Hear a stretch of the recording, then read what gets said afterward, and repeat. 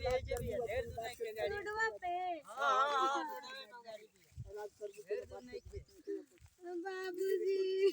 अच्छा लागल भाई अपन जान भेजे कोनो बात के दिक्कत नहीं एकदम सक्रिय करबू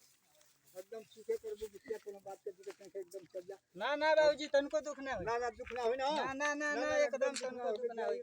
जकरा घरे 25 बीघा खेत बा ओकर दुख होई एकदम गाड़ी पर बैठा एकदम की गाड़ी बा हां ये बोले वो फल भी लड़ता है फोर व्हीलर ना ये गाड़ी है बहुत तेज चले ले बच्चा बहुत धान दौलत बाटे ई बाटे अरे वो जान जब बेचारा का धन दौलत बाजा जान जा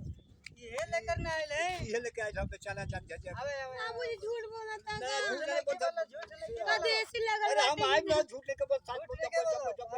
जब चलाइए पर चल जाई एकदम राज करबू कुछ चीज घर में बात गांजा नौकर चाकर बाने करा एकरा लोग कहता है तो फोर व्हीलर से ना लेके चाहिए ना कोनो बात दिक्कत नहीं नौकर चाकर बाना गाड़ी अपन चल यहां बेचारी चलाओ एकदम ले जा जान जा बहुत धनी घर का लेका एकदम धनी घर का लेका है कोनो बात का दिक्कत नहीं है एकरा लौंडी लागल बा जा अरे वो तो बोलत रहने के बाद एसी लगल बा फ्रिज बा ई बाटा रुक जा